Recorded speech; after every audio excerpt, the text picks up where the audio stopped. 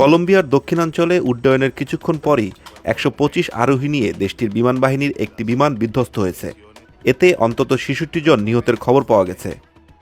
আজ মঙ্গলবার ভোররাতে এই দুর্ঘটনা ঘটে। এতে অন্তত কয়েক ডজন আরোহী আহত হয়েছেন বলে জানিয়েছে বার্তা সংস্থা এএফপি। C-130 হারকিউলিস মডেলের উড়োজাহাজটি ইকুয়েডর ও পেরুর দক্ষিণ সীমান্ত সংলগ্ন পুয়ের্তো লেগুইজামো থেকে উড্ডয়নের পরপরই বনের মধ্যে আছড়ে পড়ে।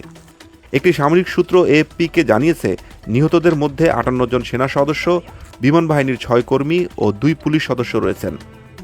উড়োজাহাজটি যে সীমান্ত এলাকায় বিধ্বস্ত হয়েছে সেখানে গত কয়েক সপ্তাহ ধরে ব্যাপক সামরিক তৎপরতা চলছে। কলম্বিয়া ও ইকুয়েডরের সেনাবাহিনী সেখানে যৌথভাবে মাদক কারবারি ও সশস্ত্র গোষ্ঠী দমনে অভিযান চালাচ্ছে। দেশটির প্রতিরক্ষামন্ত্রী পেদ্রো সানচেজ এই দুর্ঘটনায় গভীর শোক প্রকাশ করেছেন। তবে দুর্ঘটনার কারণ এখনও নিশ্চিত করে বলা সম্ভব নয় বলে মন্তব্য করেছেন তিনি।